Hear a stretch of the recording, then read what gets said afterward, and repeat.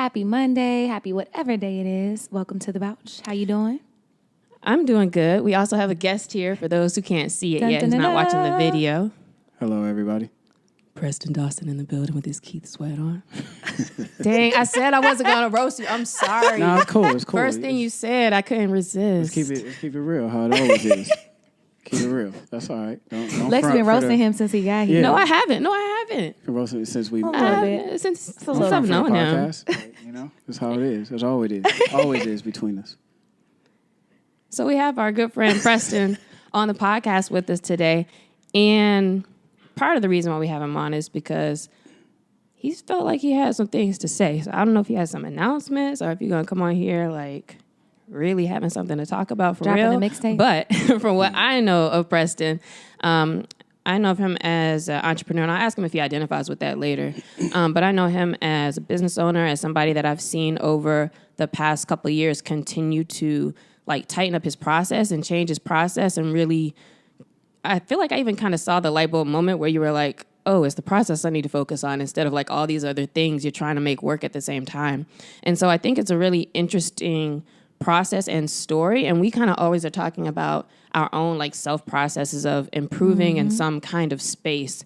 And so we felt like Preston has kind of a good story about that. So we appreciate you being on. Looking forward to what you have to say to us. Yeah, we're excited. Thank you guys for the opportunity. Really appreciate it. Big fan of what you guys do with the whole podcast. Thank you. And I think that it is important to highlight and talk to people that you know. I think it's interesting that I see people have like some kind of platform that they start and then they feel like they can only have like the Tony Robbins and like the big people on, which is fine. And I think it is important and fair to be transparent, right? Like we ain't on here talking about here's a millionaire mindset tips because niggas don't got it. Yes, we ain't got it yet. But I think it's important still to talking to and edifying your friends because we're full of gems, and I feel like a lot of times we don't pull those out of each other. I know we do because that's the kind of people we are. Like anytime we get with our friends, like we end up talking about stuff like this. But I think it's important to start having those kinds of conversations. So the first thing I want to ask you, Preston, is what's exciting you most right now? In like the business space or the world or... In life. What's most exciting to you what's right like now? something you're really into right now? And you know me, like a lot of stuff might sound corny, cliche, but I don't care. But the most exciting thing for me right now is growth, just learning. I feel like a big kid again. And I feel that, when we were younger, I can't speak for everybody, but I know a lot of people, including myself, kind of took education for granted.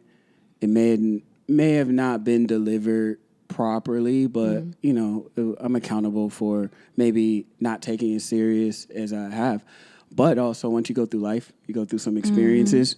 You get your butt kicked. You get you learn. You meet great people. It's another opportunity to educate. So I think I've gone really back into an education mindset with everything in life, and I'm really excited. It makes life exciting for me again. No, that's amazing. Did something trigger that, or? Oh yeah. Okay. Maybe I don't know if we'll get into that later, but but we get into details later. But taking a big L in life to me, something that really, something that really just humbled me, knocked me on my ass. Like, is the greatest thing that ever happened to me. One of the greatest things.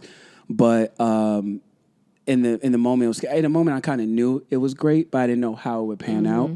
And I think losing everything I had built, everything I had, everything I kind of put my pride on, maybe falsely, but I learned that later. Yeah. I really got to a point, this is about end of 2017, maybe 6 months after it happened. I said, well, you've had the last few years, a lot of things have happened to you, and you can be mad at people. You could say, I caught a, bad break. But there's something about you that allowed people to think that they could put you in these situations or these places. So I had to be accountable for it. So I wanted to start educating myself, dig deeper, peel back some layers, like back to childhood of why am I like this? Why do I, and that's been the craziest process. It's been amazing. So yeah, that's where I'm at with everything right now. So going back towards like education, what was your kind of area of interest going into like your professional life? marketing. Always. Yeah. When I was a little kid, I went to the Los Angeles Auto Show. I was always in cars. And I used to want to be engineering and car design. And then I started getting into aftermarket cars, maybe like 10, 11 when I moved back to, I'm originally from Inglewood, LA. Oh, okay. But I moved to Michigan for a small part of my youth. My mom had a job with General Motors. And when I moved back, I started getting into the customizing, being around my brothers, lowriders, everything. So that fascinated me. So I remember going to an auto show, and it was like the car stereo booth, and I saw the guys over there, and I was like, "What do you do that you get to be around this all the time?" Yeah. And the guy told me marketing. You know, I'm a young spud, so that's all I knew was I just want to be in marketing. I want to be in marketing. I want to be in marketing. But really because you wanted to be around the cars. So the cars is the more central love. Right. That was the central love. That's and I wanted to do what I love. And I was like, what can I do to be around the companies all the time and have a job in this this aftermarket world? And he said, aftermarket is like not GM, Ford, whatever. It's all the, the wheels, any aftermarket accessory. Things that you add to your car. Yeah.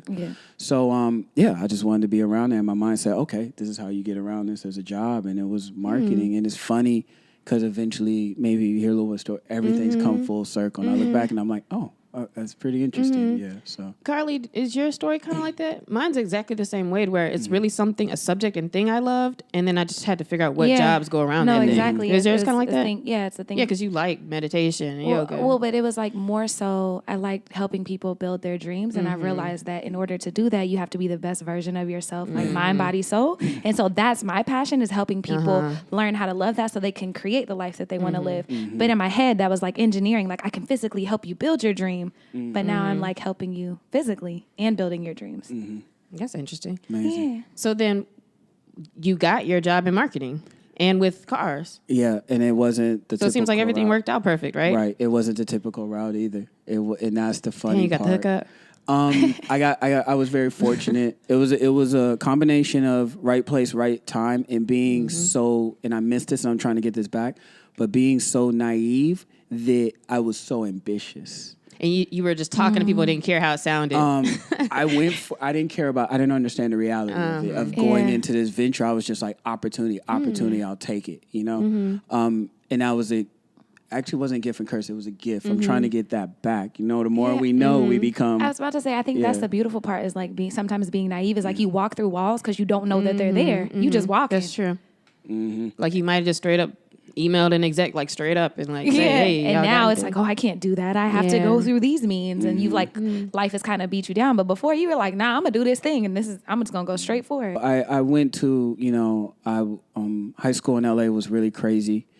Not this was the 90s, so a little maybe OG to some, but maybe I don't know. I like to think, but LA was crazy. Everything you heard in me, it was for real. That was what's going on, and played both sides of the fence, and I knew better. And I wanted to go to school. I wanted to get away from it. So I went to Michigan State at about 16. I went to Michigan State, and I was like turning 17 through freshman. I was about to say at 16, so you graduated high school hella early. Yeah. Oh, okay. And it was... Were you a genius, or what was the story? That would be fun to take that, but... I think when I was younger, I just tested high, and my parents were education. My dad was in LAUSD and graduated, so easy to learn for you, huh? Yeah, he was like, I want a protege, so he was like, let's skip this grade. My mom was like, chill out, like, but doing too much, right? But I think I just tested high, so I wasn't good in the classroom. But when you got a test, I was like, oh, showtime! It's time for me to perform. So. Anyway, I went to college, and I just wasn't ready. I was, and that was young. so far. You were 16. Yeah, and I had to work. I couldn't really focus on school, so that didn't last too long. But it was the greatest year and a half of my childhood. It was a lot of fun. If you got a chance to go to a big university, 17? Do it. If you have a chance to leave home, do it. I don't care if you. I'm not mad at that. I don't even care if you even don't if make it didn't the work full out, 4 years. Yeah. Just go. You're gonna meet. I met so many lifelong friends. Hopefully, if you have some kind of self-discipline, though. Like, don't go wild out crazy.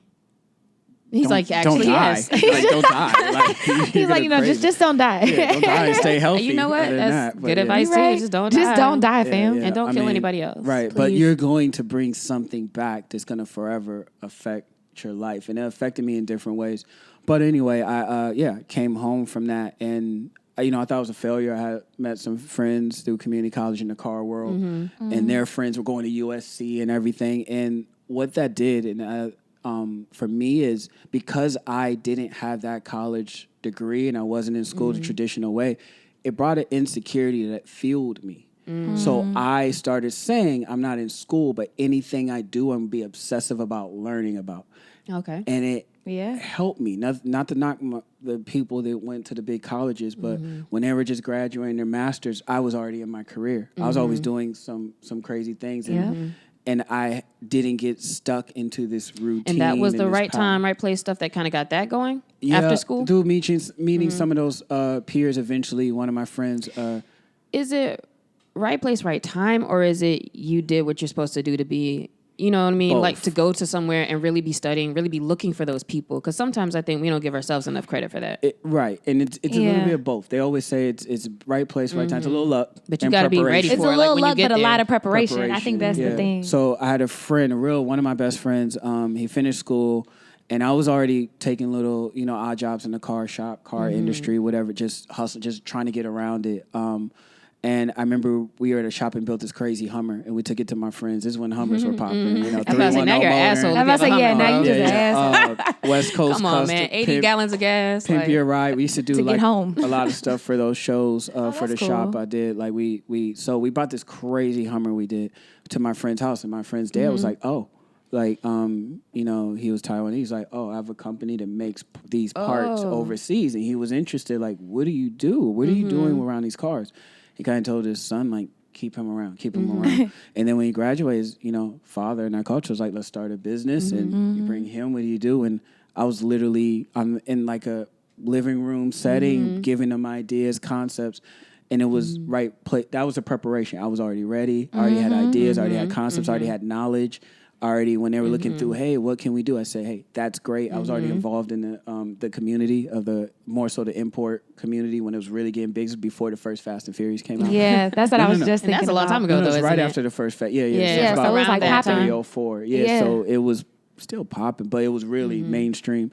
And it was the right place, and I didn't realize what they really had. I didn't realize the money they had. I didn't realize that. So first I was like, yeah, you guys want to start a company? Okay. That's okay. And then they came to me and they were like, oh, you want to push some product? Okay, we're going to be a wholesaler. Cool. And they came to me like, well, the manufacturer said we can't push this product, but we can make our own. What do you mean your own? And they were like, come up with a name. Came up with the name. Yeah. They were like, okay, we're good. Come up with It's so interesting when you actually see that you can actually do these things that you've been thinking about, but you never really thought was something you can do. Yeah. Right. And you're like, oh. It's like the little mind blown emoji. And I just wanted to get in the game. I wasn't thinking bigger than that. I was naive. I was just like, cool, a product, a color. We need to what's color naive the about it to you? Or is it just kind of looking back? You could have got more out of it? So there's naive good and bad. Naive bad was I was helping them start a business. And I guess I didn't have no equity. I was just happy you for ownership opportunity. Okay. I actually didn't know about ownership. I just wanted to be in the game. Yeah. And that's one of the things about entrepreneurship and business ownership is that a lot of times at the beginning you're like, all right, we could do this. You don't have no contract. You ain't talked about nothing. Taking whatever, giving ideas. But you're right. At the same time, it's like good experience to do what you do until you realize what your actual value is. Wow. And now everything has to change. And it gets difficult because you've already started doing stuff at a certain level. So how'd you kind of bounce out of that then? Yeah, entrepreneurship wasn't also as big as it was back then. There wasn't that type of... It wasn't like any buzz and hype around it. No. Right. So, and I didn't have anybody to mentor me to say, hey, do it this way or put some... I was just wanting to be honest. Like, we'll figure that out later. So that's the bad side. Here's the good side. I still was part of the business and everybody thought I owned it. I was telling people, no, I don't own it. I don't, but no. And eventually they were like, you own it, you run it. We don't see the other person. So I became the face of the company. I built it. I literally built, I didn't know there were systems back then, but I literally, like from getting our first office, getting our phone account, my boy had no experience. That's so dope. I had lived alone. So you were doing everything as an owner almost. Yeah, I had lived alone. Even when I wasn't with my parents, they're like, get your own phone line. It was back in the day. Get your own phone line. Get your own cell phone. So I knew how to open up my own accounts and stuff like that. I worked for a previous company. I knew how to set up dealer accounts. So you were the owner, but no equity. Right. I was running it. I was managing. I was Were you getting paid what you thought you should at least be getting, as far as just a kind of a? In the beginning, we weren't making money. Right, because that's the whole thing too. They got to sell you on, hey, we're building it. It so wasn't you even have to care. So it was. I was just happy, and then I would say about the eighth, 7th year, we that's just a long had. time. I was like, took damn. about about 08, 09. No, I'm sorry. We saw 04. So I bet about maybe the 5th year.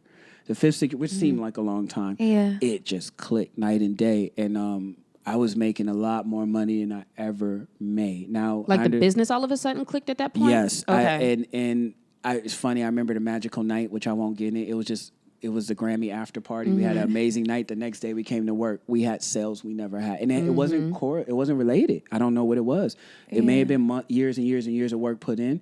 But we got something. I don't know. I still to this day we got the right accounts, and that's a problem though because we couldn't figure out the formula, and that only lasts so long. And we went on a pretty great run, but through all that, I had to learn how to set up accounts. I had to learn how to represent a company. I used to be just wild. Like I used to get on back then. Forums were big, and somebody talk crazy.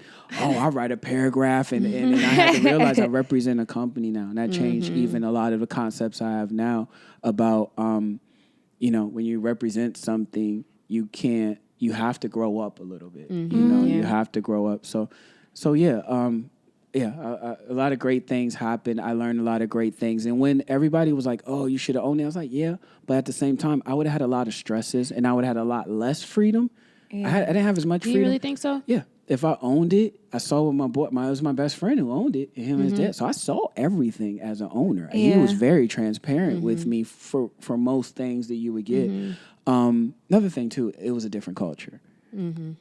Which is very rare. They're Taiwanese. And my mom's like, they don't let people like us up in their home like that. And I was always literally, I knew his family. They don't let anybody like that. Right, I was extended family. So you had to know what you were doing. Yeah. And before that, like his mom. You were valuable again. Yeah, his mom, his family. I used to come eat at their house. So I was super blessed for the opportunity. And when fast forward 2017, when that ended, as much as I was mad, I was like, I had a 13-year run. A lot of experience, probably. Experience and being part of a culture, and I didn't have to invest a dime.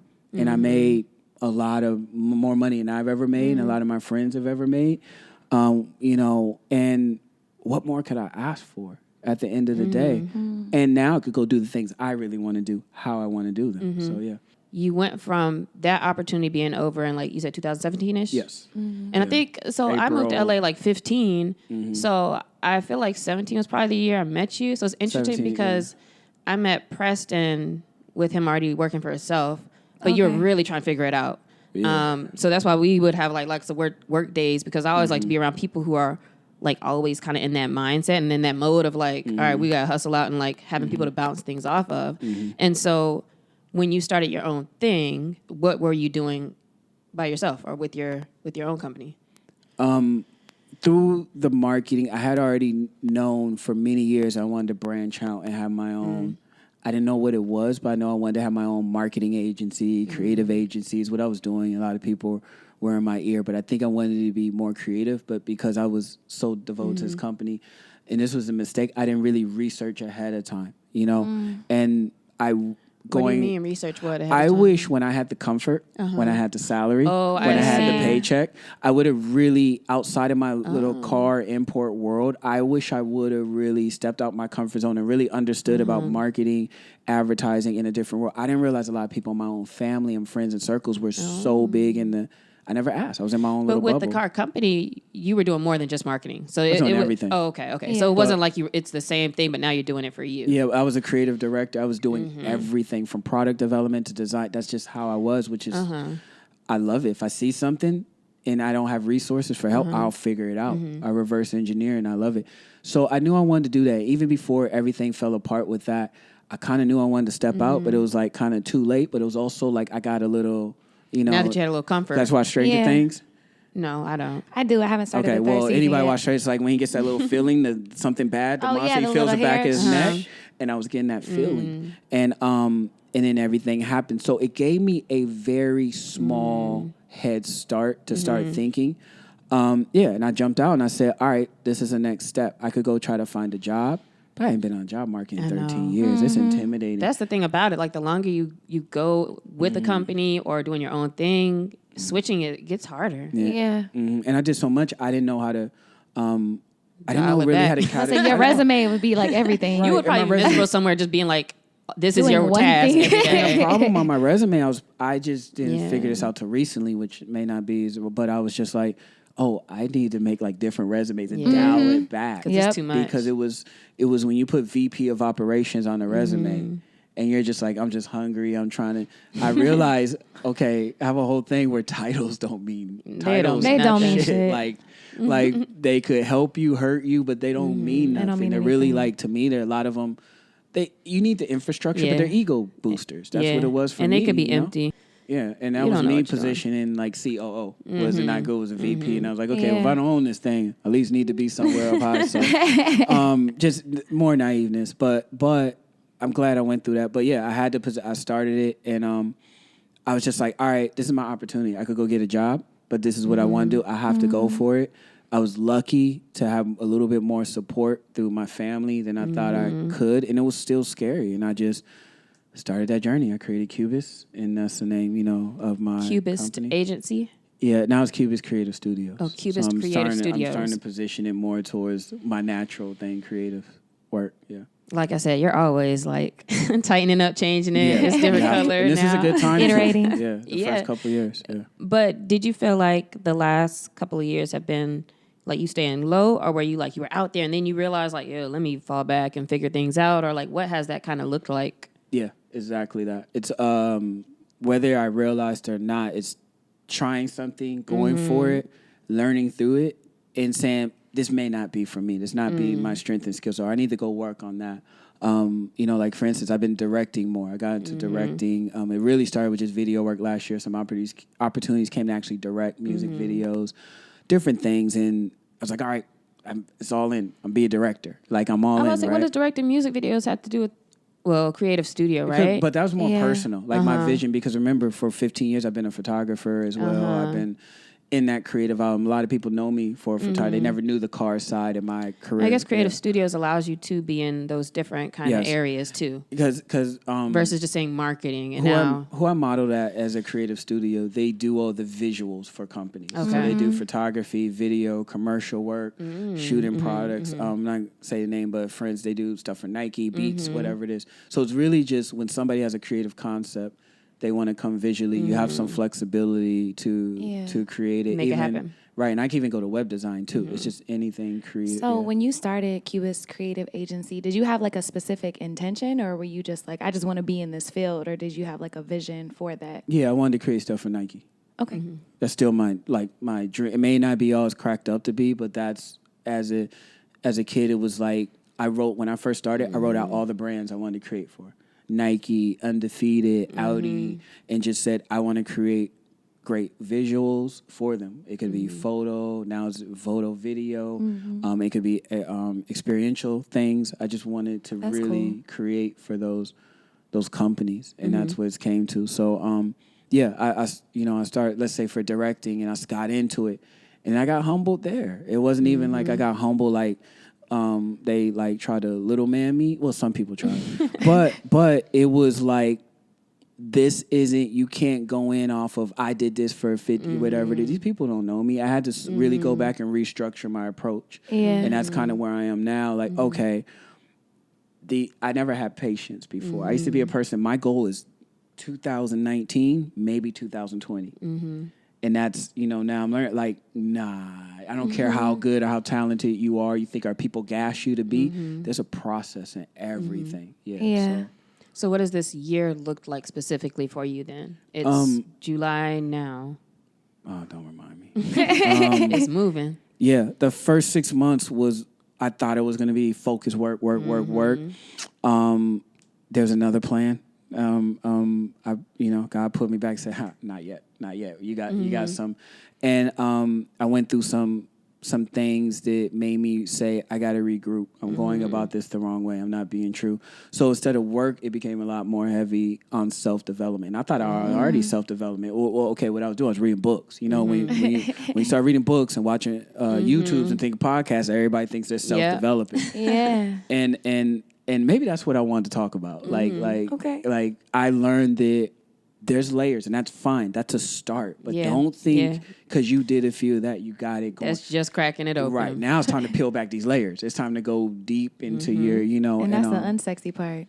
Man, and I didn't even realize that sometimes I was using self-help in air quotes as my procrastination. So if you've done a lot of regrouping this year with working with your mindset and self-development, where are you kind of feeling now? One thing I told myself was I didn't have a voice. In all my work, this is something that was always deep down in my subconscious where I feel I still haven't creatively in my photography, even my video, I haven't really shown the visions in my head and the style. So a lot of people say you have skill set, you have talent, want to work with you. But I don't think my work really represented the level of my vision. And I started to see when you start working in this field, people are going to kind of look at your work. And if your work doesn't stand out and you're not true to your vision, they're just going to say, all right, you know how to handle a camera. But you know how We're to do gonna hire stuff. you. Yeah. Your value won't be as high. So I think you're going to be, so I started saying my voice, other creatives or people less creative, their voice was louder than me because they had the power to control. I feel if my work was stronger and I focus on showcasing that more, then when I come in a creative situation, people already have an idea of my eye, my vision, my style better. So it's like eventually we want that style. We'll give you some more creative freedom, creative control when we're working with you.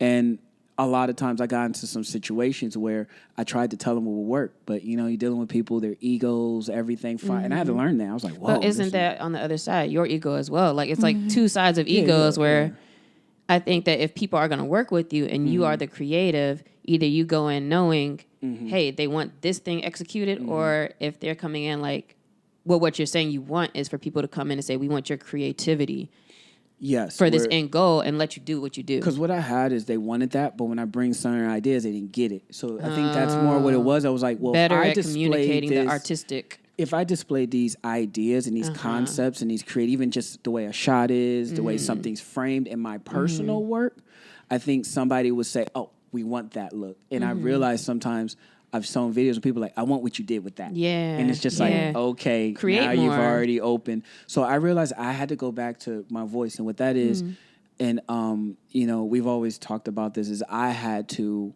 start, the smart thing I did is I created some brands or concepts where I could go exercise my, not even just my create, but any skill set within business, marketing, whatever. So I had to kind of put more focus in those things, working on my own brands, working on my own creative concepts, and just have the faith that if I really work hard and get better, if I do great work, opportunities will come. The money will come. You always hear that in the beginning. That's hard to grasp when you're trying to pay that bills, you know, trying to keep the lights on. But it sounds like what you're saying is that you took a step back to look at your own ideas and execute your own ideas in a creative way so that you can use that to show people as like a portfolio almost. Yeah, I wasn't being true to myself. And I felt like it's good to make money, but I'm starting to finally realize what a lot of people told me. If you're out here just to make the money, you'll hit a cap real quick.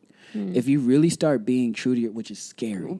A cap because you don't like what you're doing or like? No, I think it's just because you're going to start following what you think is going to make money. You're going more with the flow Yeah. instead of you directing your own Yeah, path. Yeah, it's more of like, what would a client want? Yeah. And the client's in control, so it's their budget. But I want to be, I'm not my, I that's another thing. Some people really get into artistry, and I'm not. Yeah.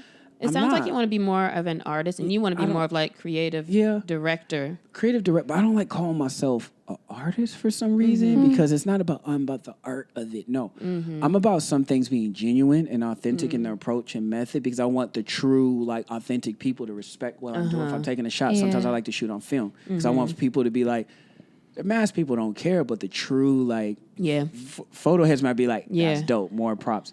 And you're right about that because the friends that I have in that area, like they know when they respect something when it's on this stock or like this film, and so it's catering to who you want to really appreciate what you do versus just the people who see something and they have no idea how much work goes into it, what angles, lights, and equipment you need it, you know? And the greatest artists I know to make a lot of money, they make that just saying, fuck doing it, what they want to do. Yeah, and be my own identity. Yep. People pay you for your uniqueness. For you, Yeah. because anybody else can go with the flow, but it's finding yourself. And so in trying to find your voice and in being true to you, that's like kind of what spurred this self-development stuff this year. Okay. It felt like you were not walking in the right. Right. I was trying to... Like something's a little off. It's like the alignment's not really right sometimes. Basically, I said, fuck the system. Yeah. Stop trying to play to the... Not on some rebel, but you're playing to the system. You're doing too much. This person Get said on do offense this. instead This of person defense. said this. This person said this. And I'm just like, yeah, let's just do it my way and be so good they can't ignore you. You've There you heard go. that. So I took that. Be so good they can't ignore you and stop figuring out how Yeah. or when. It will come. And you'll never know how it's going to come. It's just going to come. But I think the hard thing with that is that it puts it on us, especially with creative fields, it puts it on us to have to invest and spend your money on like creating your stuff. And sometimes it's like, that's why you're kind of balancing the, you know, client work and making sure you do things so you have money. Yeah. But you do have to create your own stuff at some point. Like that's the only way to even get seen with like photography, film, all of that, because they have to see your work. So how do you balance still what's coming in order to still support you in a way where you still feel comfortable? Or are you just like, fuck it, I'm not comfortable? I'm not comfortable. Because that's how I am right now. I ain't seen you all year hardly. And like, we used to like hang out. Now we both be like, yeah, I don't know, man. I got to work right now. Yeah, I had a, for like my brand, I had a shirt that I made and it says, everybody's asking me what it is I'm doing and I don't know. Just enjoy the show. Because I'm tired of people asking me, what do you do? It's just like, I'll figure it out and just enjoy the show. But and you get to a point where you don't care about like what else is going on. So I had to be very comfortable being comfortable. Cliche, but it's facts. It's So everything true. cliche is like for But real. that shit's actually so real. It's the biggest, most important thing. And then another thing was one of my favorite books, or I think Ryan Holiday, Obstacles Away. I had to realize, stop avoiding the challenge, the things you're scared of, your fear. You got to go through it. Actually, your win is on the other side. Every time I've avoided it, I come right back to it. It just shows up on a different path. Yeah, so that was the biggest. And that's also some alchemists right there. Like you really just going to be in the same place until you just start doing things differently. And so things that we've talked about and that we do is like just pausing a little bit more. Like when something happens, it's like, wait, and then trying to respond or do it something totally different than what you would have originally done. Like, and just like move that way. And I feel like it's so interesting how we really like block ourselves and hold ourselves back by not doing this type of self-development that you're talking about. Right. It's not sexy. I finally had to come with it this year and I had to say, you know what? You got to be transparent kind of with it too, or it's like it's not real either. Yeah. But growth, like I think inspiration and growth and self-development are such buzzwords, but that shit is not sexy and it does not always feel good. No, it never. And that's how you know when it's really happening. And you're not just saying it to be sexy and like on your rise and grind and we working and all that. Now this shit sucks sometimes. Most times. Most times. But yeah. Just so we're clear. Yeah. So is that how you found your focus? Or would you consider yourself focused now? I'll tell you the quick. During that process, maybe in the spring, I watched this game. I mean, I watched this movie called Molly's Game. I don't know if you guys have ever seen it. It's recent. Idris Elba, some girl, whatever. It's pretty recent. On Netflix or what? I don't know. I was HBO, like, I ain't never heard Netflix, of it. Stars. Okay. Right. It came out like 2 or Idris? 3 years ago. I forgot the girl's name, but she's been in a lot of movies, like Martian, whatever it is. So anyway, it's based off a true story. This woman started this Russian like gambling ring or something. I don't know what it is. Don't let me mess it up. But basically, at the beginning, she was like about to be Olympic skier, higher amateur. She got hurt, and she was a little kid, and they had a quote, and her dad asked, who's your heroes? And she said, well, if I accomplish everything I want to accomplish and I become the things that I'm trying to do, I'll be my own hero. And that resonated with me. So for me... Did you tweet it? No, I didn't. I may have tweeted it. Yeah. I like when people say things like this that inspire them, and they're like, let me go back and see if they tweeted it. That was a fire line. I might That is, tweet yeah. it. But it made me realize that I'm not going to be happy in life until I become the person I envision of dreaming. So I literally went obsessed with breaking that down to the category, down to the details, down to what it looks like visually, what my everyday looks like, my personality traits, my skill sets, the type of people I'm around, the type of women I date, everything. Like your vision of who you want to be? It was like if I was in the film, I wrote a script. And I started developing my script of this character. And then I started, affirmations. I look at it every morning when I wake up, every night before I go to bed. Yeah. But that, and what was the original question? Like, that you Your just focus. asked. What helped you find your focus? That's or if been you my feel focus. focused? My focus I is see. trusting if I know what that person's supposed to be, and every day, I check my list and say, I'm about to get mad. I say, hold up, how would Hero P handle that? That's and like one of that. my personality, I had 10 personality, poise, humble, intent. So I had to say, am I being poised? Am I staying cool? And what I said is, that's the long-term thing. I realize this is a 5, 10, 15-year plan, but I need to start implementing the habits now. So that's become my thing. That's in saying work if I base off this guideline, it starts narrating everything I do. And I just want to be the dream version of myself. And a lot of people say that I've learned. I ask people and they're like, well, I don't know. I would like to have a lot of money. I was like, no. Like, I look who do at you wanna be? visuals, like, not like that, but I got pictures in my folder of, men's, but like I have to vision it. Like you have to get over your ego. This might be weird. Like I got a picture. No, I don't look at that dude and romanticize about him. When I look at it, I see myself with that shape and frame. And it's not even just, I want to be that guy. I want to be that guy that puts in the discipline, that puts in the work. I want to be that guy. Sometimes I had a thing where I'm like, this entrepreneur thing is hard. It's hard making it. But then I say, I want to be the guy that cracks the code. I want to be the guy that cracks my code. I want to be the guy that stuck through it and found a way to learn how to sell. I hate sales. I always tried to do sales through marketing. It's like passive aggressive sales, And so I said, I need to learn this. And that now this year has been about, let's start doing everything I'm scared of. Let's start educating myself. Let's start, because I feel if once you're educated about it, it's not as scary anymore. You'd be like, oh. And you know what? Once you start seeing that you're better at something, it's not scary either. A lot of times the things that we're like, man, I hate sales because I do too, because I'm not fucking good at it. Because you feel like you're not good at it. I'm not good at it. Or I just don't like it, so now it's a whole mental block. But the better you get at stuff, the more you're like, yeah, I like this, like I'm good at it. You know what this is? And I always relate it to, and this is going to hit, working out. Remember when you couldn't do those tosses, those That's squat, what I tell everybody. those I just tosses do it to now. be like, I consistently do something. That's it. And then all the other stuff that comes from it is good things that come from it. But my main goal is to let that feeling of like, yo, I can do something consistently, go into the next field and the next thing and the next thing. And you both were like, because I see you didn't know when you got better necessarily at something. You just know all of a sudden you notice like, I got better. I'm not, and even that, I'm not as sore. Like that helps. Like so, I it don't makes talk me as want much to do in it there. more. Yeah.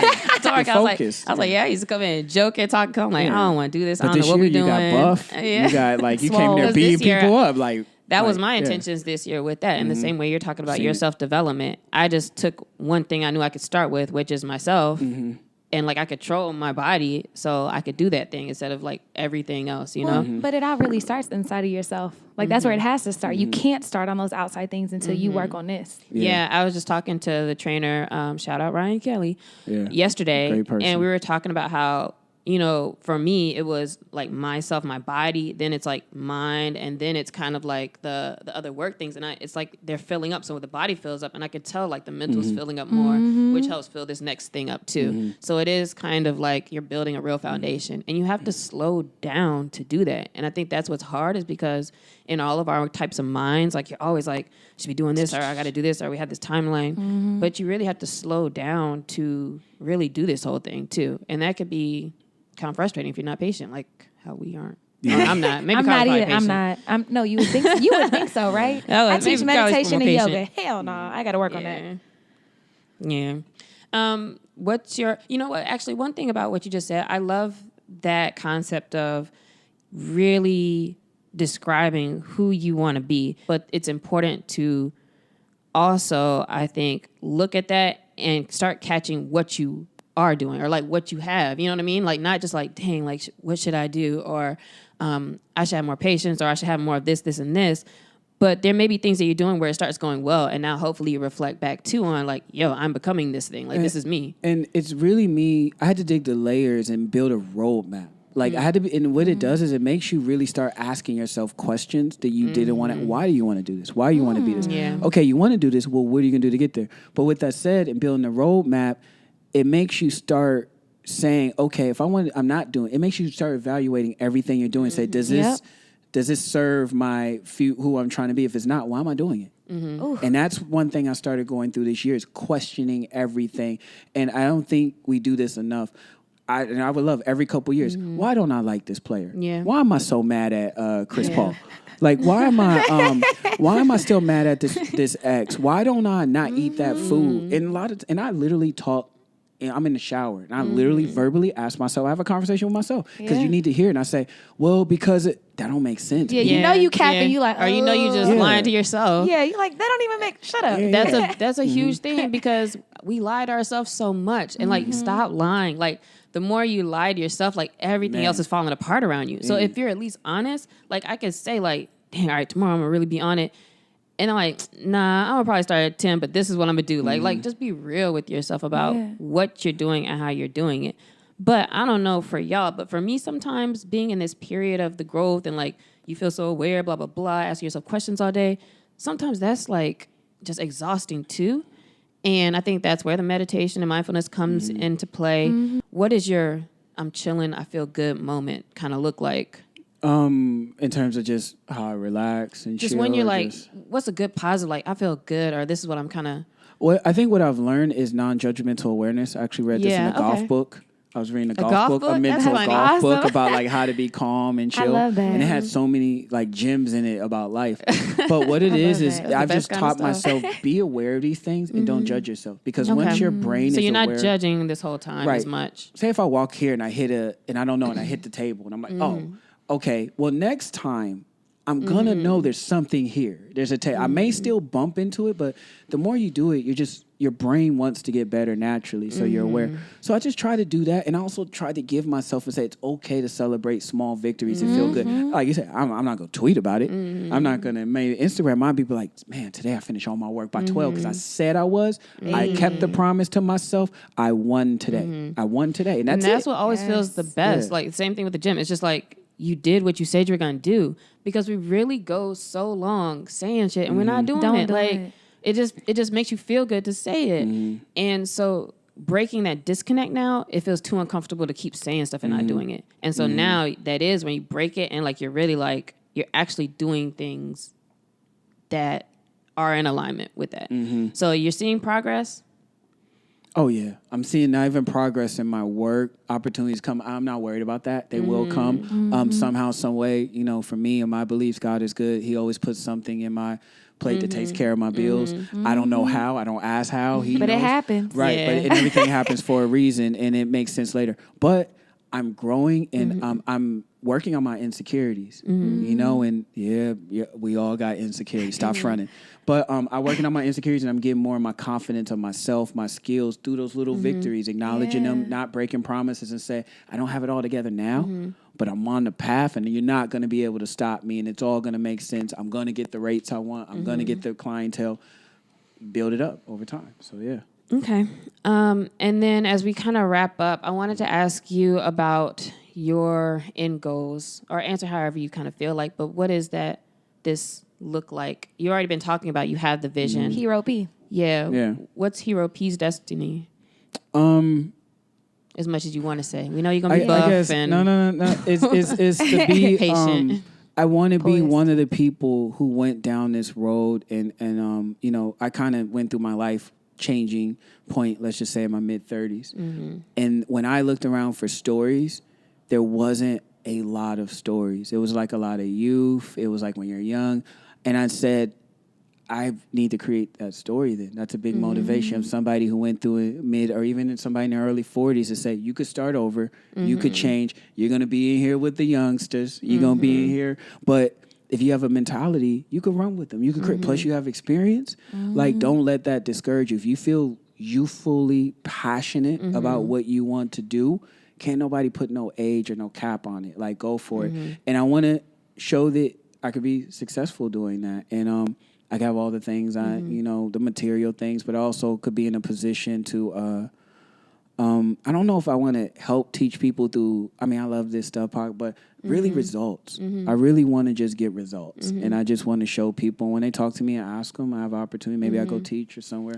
But yeah. I think it's important that you let your life be like what you're trying to show. Do you feel like you're always going to be wanting to do more? Yeah.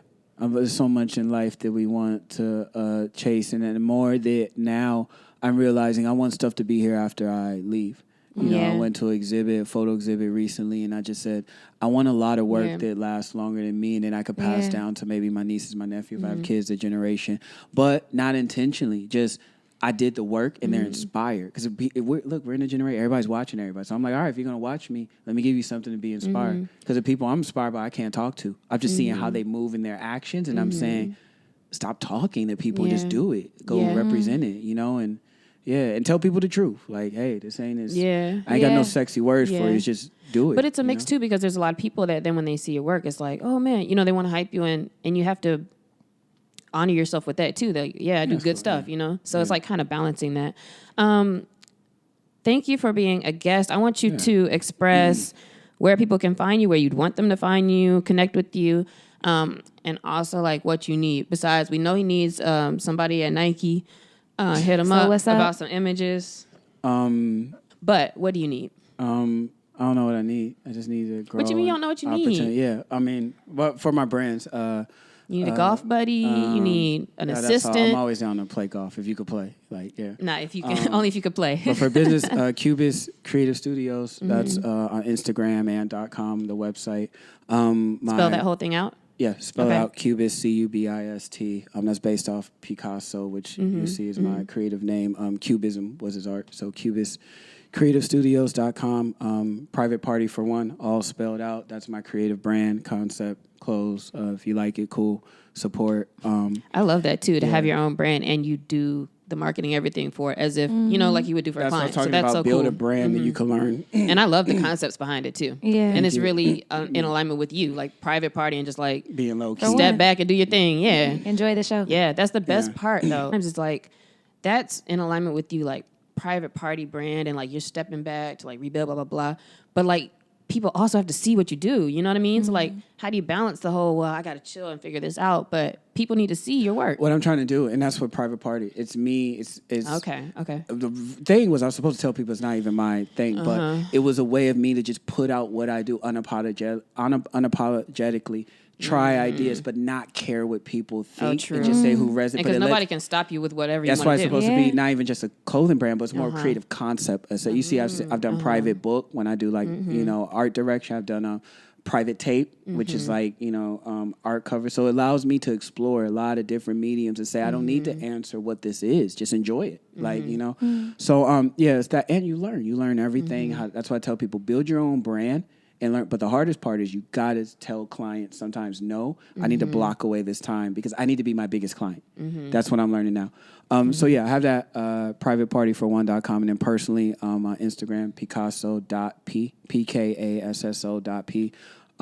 What do I need? I just need to work with great, talented people. You know, if you're anywhere from an editor, director, art director, if you need me, let me know. If you want to jump on my projects, let me know. I just want to work with really great, inspired people. I do these types of things because I know when it comes to creative fields, it's like we can do a lot of stuff, but then you don't want to do everything. Like, so what do you want to do? What do you want people to hit you up for? Hit me up. I guess directing, creative directing. I mean, on my projects, I direct, edit, DP. So video focus. Yeah, and then I do photography now. I've been getting into art direction. I've been doing a lot of album artwork for people. I love that because I'm a huge fan of music since a kid. And when you really had the album artwork, so album artwork, any type of art direction. Now I'm starting to do websites. Develop websites for a lot of small businesses and clients. I understand you're building your business. You don't have time to even with the visual focus on you even putting your Squarespace, Shopify. They're supposed to be easy, but they're not easy to people who are not used to art. Right.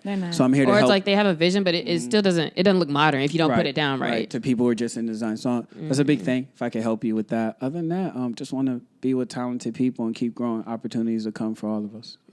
Hey, I love that. You're so smart, Preston. Yeah. Can I come back again? You're so fun to talk to. Of course. Yeah. Can you have sometimes kind of repeat guest sometime? We are going to be doing it, but we definitely want to bring in some more people again, especially to start seeing like updates from things that they've talked about on here, which is kind of interesting as well. Yeah, which I'm excited about.